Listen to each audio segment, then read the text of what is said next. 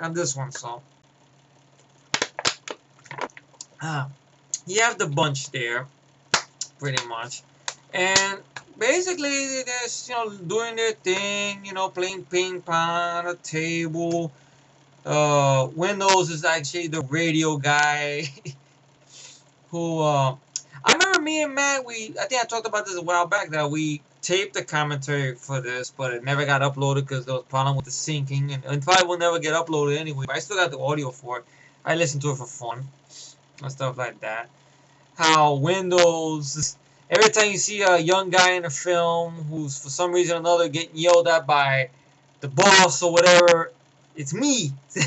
Except Windows got the Jufro and I just got no hair, so but that's me, I got the Puerto Rican ball spot.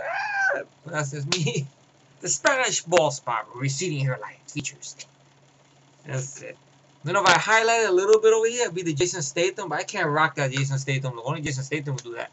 And I'm going off the topic. I know I do this all the time. It's hard to talk about a film that everybody knows a lot about, but I've done it before. That shouldn't stop me. I'm 16 minutes into.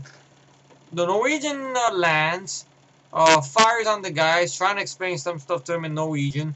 The dog runs to one of the guys trying to lick their face or whatever, and fires on trying to hit the dog, but the guy Bennings, he gets shot in the leg, Peter Maloney. And then Gary has his little 44, he breaks the window glass and pops him really between the eyes, boom, and he's dead. Practical effect, bravo team, bravo.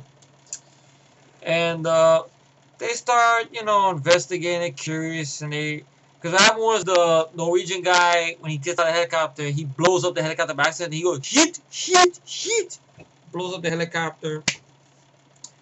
So they have another helicopter, their helicopter, and McCready's gonna take it up, and it goes to the Norwegian camp,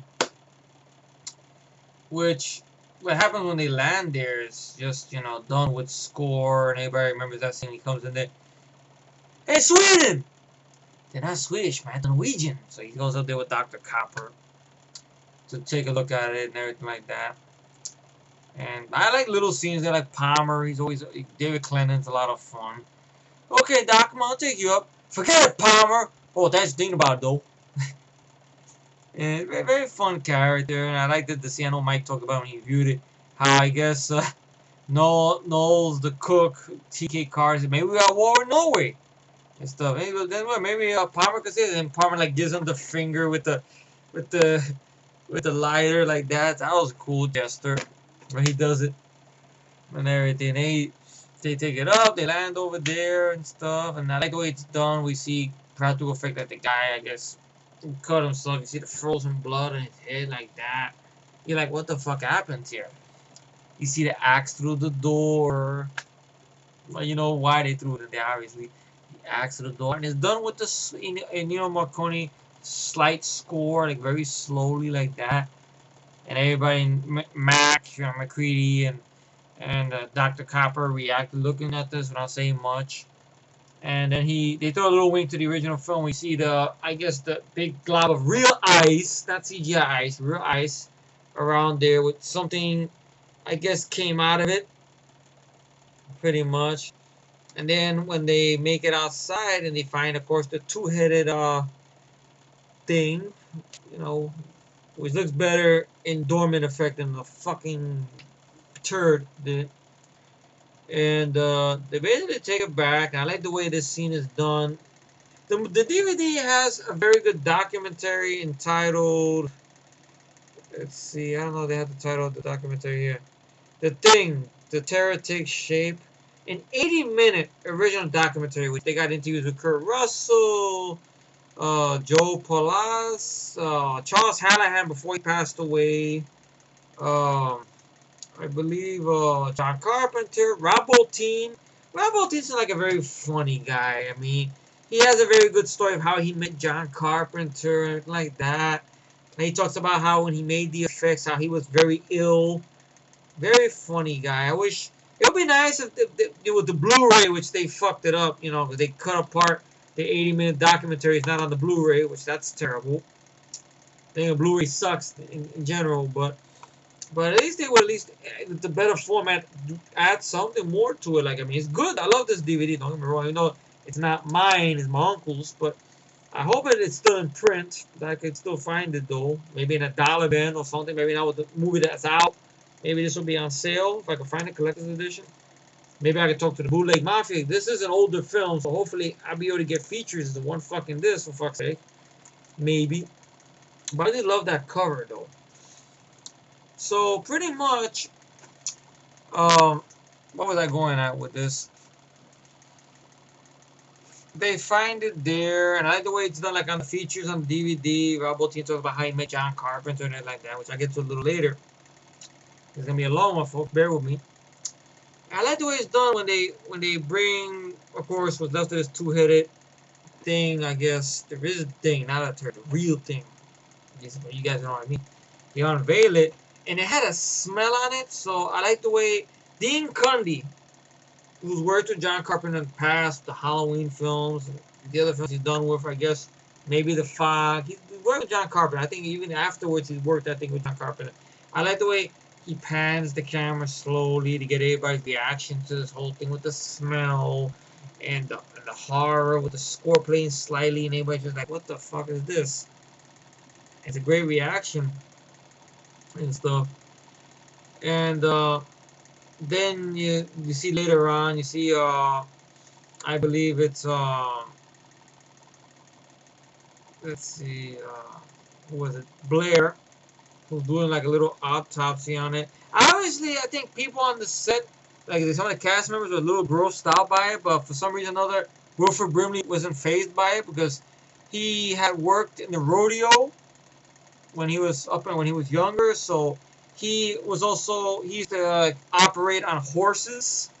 So it didn't bother him cutting into organs and stuff like that of animals and stuff because he really had done it and stuff like that. He used to be like, take care of horses, fix horses' legs and stuff like that and everything. So it was like nothing to him. I know John Carpenter. Yeah, it has a very good commentary track with Kurt fucking Russell and John Carpenter. I mean, is it as good as the one for Escape from New York and Big Trouble in China? No, at least not my humble, at least in my humble opinion. But still, it's nice to hear these two guys. I think this was the first one they did. I think that's what happened. They did this one first, and I guess they were going on to do one for Escape from New York, and of course, the last one they did, I think, was Big Trouble in China. I hope someday they at least do one for Escape from LA. I would like to hear John Carpenter and Kurt Russell talk about that film, and stuff like that. Who knows, maybe they'll throw some fun, maybe some fun of it or something, Even though it's a watchable film, even though I don't love it as much as the first movie, that's another day, another video. I know it's. So, it's a night right there. Knowles is listening to his music with Stevie Wonder playing Very Superstitious, Writing on the Wall. Playing it's a good song, See, that song to me works with being subtle with the movie. Unlike Who Can It Be Now? That shit, I like the song, but not for that movie. It doesn't work. And stuff like that. So Clark puts the dog they find in the kennel with the rest of the dogs. And this sequence that's gonna take place here, the transformation sequence, from what I understand, is Rob Bottin was working very hard on other effects ahead of the film, right? So he had brought on this new guy, I guess this guy who was up and coming and stuff, had to work on this particular effect. And there was this guy that maybe you guys probably heard of, Unfortunately, he's no longer with us as well. We greatly missed Mr. Stan Winston. That's right, Stan Winston had a hand, but he shows up briefly on here, and he talks about his experience on the film, working with Rob Bottin. Rob Bottin, I think, had vouched for him, and he did a great job. Even John Carpenter was impressed with the effects him and Rob Bottin did. Even this sequence right here with the dog transformation, and it's very good effects, and how Clark, the other dogs run out and go all over the place, and then they get the alarm and stuff like that, and he fired a shotgun at it and stuff. Charles comes in with the flamethrower. Get your ass over here, burn it, Charles, burn it. And then the reaction, it was like, what the fuck? I would be reacting to, wow. For some reason in that scene, if you look at Wilford Brimley's face, it kind of like almost he's smiling, like he don't know how to do a frightened face. Only Wilford Brimley was like, what? And at times, I think people didn't know, at least some of the cast members didn't know what Rob Bottin was going to come up with next. And they had went on location to film some parts of the film in British Columbia. And they built an outpost there. So this is real deal. No sets bullshit. So that's why this movie could dick smack in the mouth. Could smack in the mouth with its dick. The pre-make, in my humble opinion, because it does it the best, man, better than the rest. And it burn it, and of course, once again, Wilford Brimley picks on it, and good sequence where it's done real well. Where it's just scoring. He's alone, I guess, in his little shack, and he's doing something with the computer, trying to figure out something about the thing, and how the thing was imitating these dogs. So if it would have got done imitating the dog, it would have been perfect imitation. So you see something there regarding pretty much if it gets out, if the thing escapes, it could destroy the world population. So pretty much you start having that whole mistrust thing. An interesting thing they bring up on that documentary and on the commentary, and what me and Matt brought up on our commentary was, what John Carpenter wanted to put onto the screen, was that a little thing that was also happening in 1982 about disease and infection and paranoia. This little thing called, that was killing people, but it was a silent killer, and it was starting paranoia around this time period, which was something called AIDS. Especially the whole thing with the thing getting into people's blood and testing blood out. It was contaminated Nazi. You have that in there, which is great. And of course, everybody remembers that sequence where